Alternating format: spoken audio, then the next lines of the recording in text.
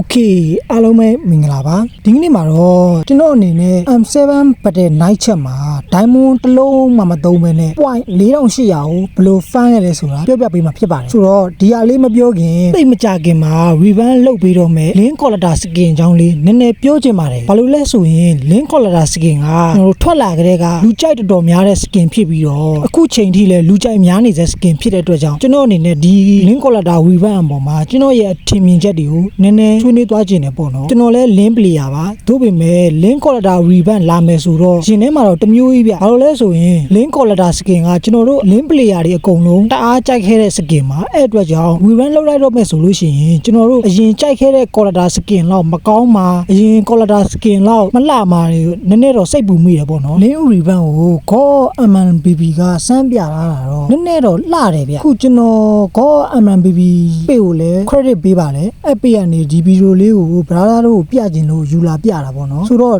ဒီ God MNBB မှာသူပြထားပုံရတော့ link collector skin ကနည်းနည်းပို့ပြီးတော့လှလာသလားလို့ကျွန်တော်စိတ်ထဲမှာခံစားမိတယ်ပေါ့နော်အဲ့အတွက်ကြောင့် skin ထွက်လာတဲ့ခံမှာလည်းကင်လို့ကောင်းပါစေလို့ကျွန်တော်အနေနဲ့ဆူတောင်းနေမိတယ်ဘလိုရောဘလိုမြင်လဲ link collector revamp ကိုကြိုက်ရဲ့လားဒါမှမဟုတ်အရင် collector skin ကိုပဲကြိုက်တာလား comment မှာရေးခဲ့လို့ရပါတယ်ဆိုတော့ကျွန်တော်ဗတဲ့ night chat မှာ diamond လုံးဝမသုံးမဲနဲ့ point 4800ကိုဘလို fan ခဲ့လဲဆိုတာအခုပြောပြပါမယ်ကျွန်တော် diamond ဘာလို့မသုံးရလဲဆိုရင်ကျွန်တော်ခုပြထားတဲ့ဟာလေးတွေကိုကျွန်တော်အနေနဲ့ M7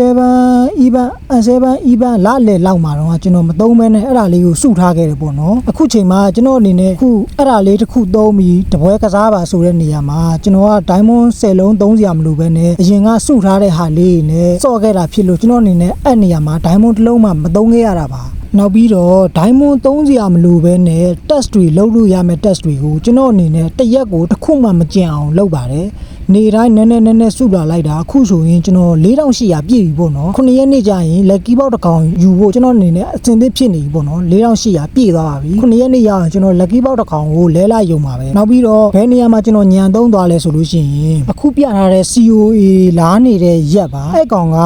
even အပြင်သူက4ရက်ကြာတယ်ပေါ့နော်4ရက်ဆိုရင်သူက diamond 250ဖြည့်မယ်ဆိုလို့ရှိရင် COA က120ရမှာပါအဲ့အတွက်ကြောင့်ကျွန်တော်ကတနေ့ကို weekly bat တစ်ပတ်ပဲဖြည့်သွားပါတယ်တနေ့ကို weekly bat တစ်ပတ်ဖြည့်သွားလိုက်တာ3ရက်ကြာတော့ကျွန်တော်အနေနဲ့250ပြည့်ရပေါ့နော် diamond 250 recharge ပြည့်သွားတဲ့အတွက် crystal က120ရပါတယ်ပြီးတော့ဘယ်မှာရသေးလဲဆိုလို့ရှိရင်ကျွန်တော်တို့ battle night chat မှာရှိတဲ့ point တွေက point 300ထိကိုရပါတယ်အဲ့အတွက်ကြောင့်ကျွန်တော်အနေနဲ့အခုလိုမြန်ဆန်ပြည့်သွားတာပေါ့နော်ခုချိန်นี้ကျွန်တော် battle night chat မှာ diamond တစ်လုံးမှမသုံးရသေးပါဘူးကျွန်တော် crystal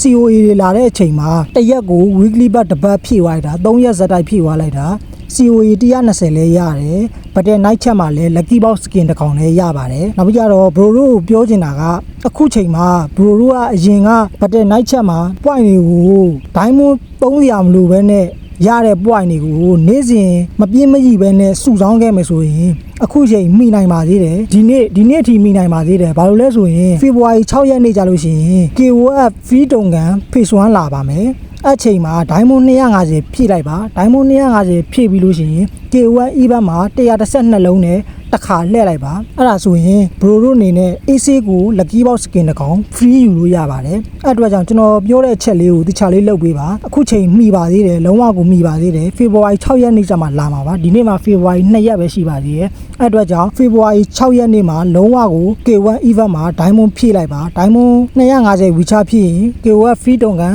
16ကလည်းရမယ်ပြီးရင် lucky box skin တစ်ကောင်လည်းရမယ်တတရပါပဲအဲ့အတွက်ကြောင့် K1 even လာတဲ့ရက်မှာ diamond 250 recharge ဖြည့်လိုက်ပါ lucky box skin တစ်ကောင် free ရနိုင်ပါစေလို့ကျွန်တော်အနေနဲ့ဆူတောင်းပေးချင်ပါတယ်ဗီဒီယိုလေးကတော့ဒီလောက်ပါပဲဗျနောက်ဗီဒီယိုတွေမှာပြန်တွေ့ကြမယ်အားလုံးပဲ bye bye